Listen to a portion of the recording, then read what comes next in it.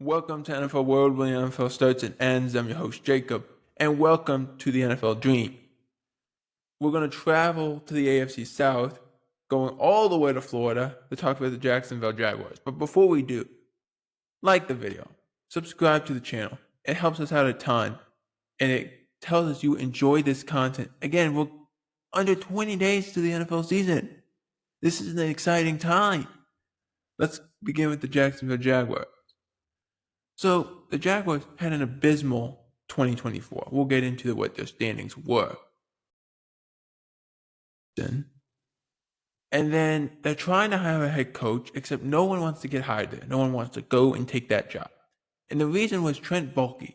Trent Baalke was the worst general manager probably in the history of the Jacksonville Jaguars. I think that's safe to say, but you could even put him in the echelon of worst general managers of all time. He's so bad. When he was in San Francisco, Jim Harbaugh left because he didn't want to deal with him. That's the reason Jim Harbaugh went to Michigan. When Trent Baalke got the job in Jacksonville, that was like, why? He's not qualified. He's not qualified at all. He doesn't know what he's doing half the time. They miss out on draft prospects. They do all kinds of weird decisions. It made no sense. The Aiden Hutchinson thing for the best example. Also, the fact that they went the 5 years that Trent Baalke was there to have the first overall pick times in 5 years, that's a problem. And that means you're not drafting well. You're not doing what you got to do. And that's a big issue. And it becomes a coaching issue, but it becomes a general manager. It's always going to be a general manager issue.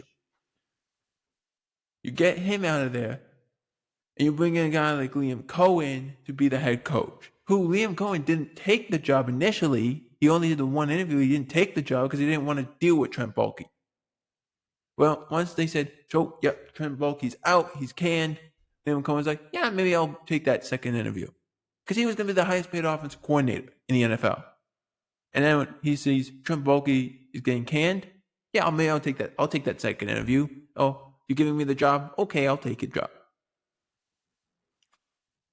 Which Liam Cohen, even though he only had 1 year of a coordinator position, he showcased what he could do. That was a very balanced offense in Tampa Bay. Pass, run, very balanced offensive line, did a lot of good things. And they did a lot of good things here in free agency. De'Ami Brown, they brought him in. They let go of Christian Kirk, but they tried to trade him to Buffalo prior to his injury. They brought in Patrick McCarry from the Ravens, Jordan Lewis from the Cowboys to help out in the cornerback room, Chuma Adobe, Hunter Long from the Rams, Johnny Mutt from the Vikings, Robert Hansey has been around. Oh, they'll make that work. Nick Mullins, the backup quarterback player in Minnesota, has been around. Eric Murray has been around. They've done some good things. But you look at this, what they did in the draft. Look, they didn't have a lot of draft picks. I mean, they had quite a few draft picks, but it kind of like differentiates. They didn't have a second round pick. They didn't have a fifth round pick. They traded those things away and secured probably the best player in the draft in Travis Hunter. They were at the fifth overall pick, and they said, no, we're going to jump, and we're going to try to take Travis Hunter. And they did. And I've said this before about Travis Hunter. It's almost like cheating in a way. You have 54 guys on your roster, almost, because he can play offense and defense. Now, the question is, and I've rose before, how much does he play of both? I think he'll be a full-time corner, but is he just going to be a red zone receiver? Is he going to be a third down and red zone receiver? How are they going to use him? Because you're going to ask this guy to play 100-plus snaps a game? That's not likely. You play almost 70 snaps a game, 75 snaps a game.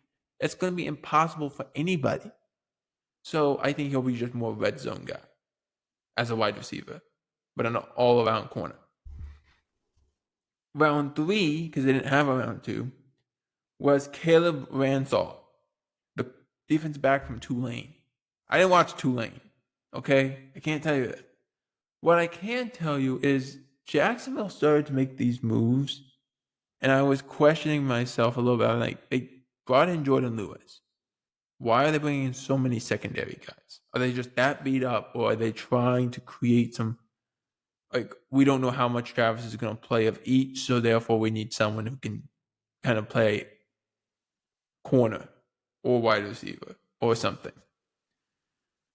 In the third round, they bring in Wyatt Mullum, from West Virginia, who's an offensive lineman. Okay, build that offensive line. Let's create a run game. You need offensive lineman? Boom, got an offensive lineman.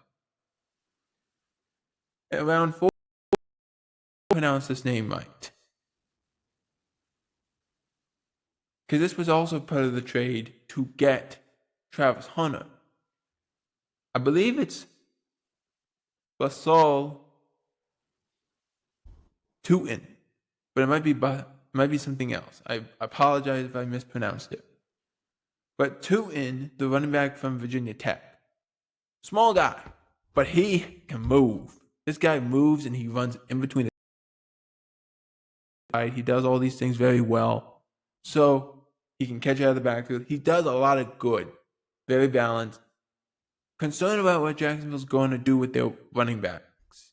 They got a lot of running backs. I wonder what they're going to do there. Then they go, also in the 4th round, they go and get Jack Kaiser, the linebacker from Notre Dame. Okay. 4th round, that's pretty much where you start looking for people who can fill the depth. Jalen McLeod, the edge from Auburn. Okay, you need some edge rush help to help out Joshua Hines-Allen. I get it. I think it's Rayun, but it might be something else. I apologize again. Rayun Lane, the third from the safety from the Navy. From Navy, They did that in the 6th round as well with McLeod. And then the 2 7th round picks, Jonah Monahan, the offensive lineman from USC, and LaQuint Allen Jr., the running back from Syracuse. I'm not surprised by getting a running back late. But like I said, getting another running back when you already have a lot of running backs on your roster, you start wondering, okay, who's the odd man out? We'll have to wait and see on that.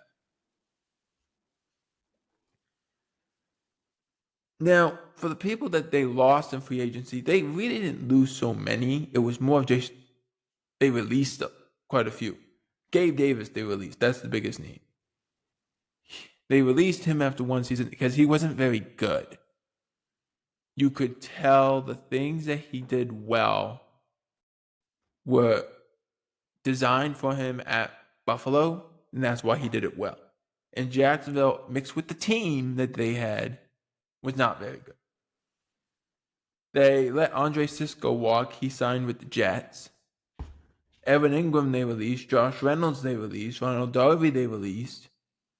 Devin Duvernay they released. To the Houston Texans. Mitch Morris, who was the center that they brought over, he retired. So now you kind of got all this movement going on. But if you really look at this, just think of they released 5 people of 7 or 8 guys that left or retired or something. 5 of them retired. 5 of them were released, I should say. But of 7 or 8 guys that were gone for some reason, because of retired, trade, or whatever, most of them were released because they weren't good enough. Their record shows that. They won 23% of their games, 23.5% of their games. Last year, they were good at, or not good, better at home. They were 3-5. They were 1-8 on the road. They couldn't do enough. They were not good enough. They were never going to be good enough, not with their team. And with them battling Indianapolis and Tennessee and even the Houston Texans, it wasn't going to be good enough for them. Even though they did edge out the Titans, it wasn't by a lot, and it was because the Titans lost the last 6 games.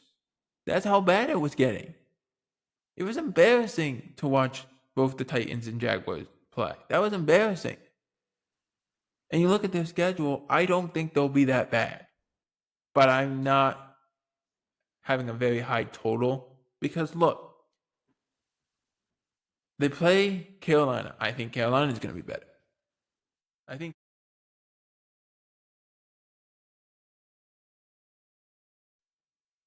Carolina is better than them right now. I really do. That's how they start week 1. At Cincinnati. Cincinnati starts slow, so you might have a game there. But if you're even looking at that, you're saying, okay, well, 1-1, not bad.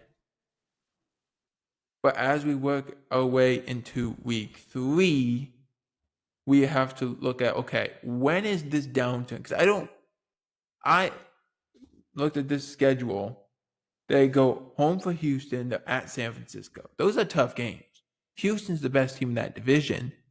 And San Francisco is going to be a lot better this year than they were a year ago. Then they're home for Kansas City, they're home for Seattle. They play the Los Angeles Rams in an international game, and then they hit their bye week. That stretch from weeks 3 to bye week is a tough stretch of games. And you are not going to be favored in either one. Any of them. You just won't. So that's where I start seeing this downturn a little bit, is in that game week 3 through week 7, and heading into a bye week, we're looking at a really tough schedule. And then it kind of softens a little bit, but not really. At the Raiders, at Houston, home for the Chargers, at Arizona, at Tennessee, home for the Colts in week 14, home for the Jets. Then they finish off the year with 2 of the last 3 games. They have road games. They're at Denver, at Indianapolis, and home for Tennessee.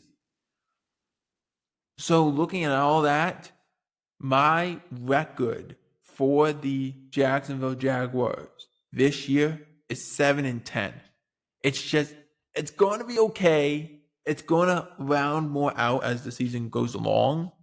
But I think that tough stretch, mixing with the fact of you got Houston that's really good and will continue to be good. Indianapolis, if Anthony Richardson can stay healthy and stay on the field and stop making some of these choices that we are seeing from him, okay. Because I think they're the second best team. Jacksonville and Tennessee are, as they used to say, they're circling the toilet bowl. They're going to the toilet bowl at this point because they're so bad.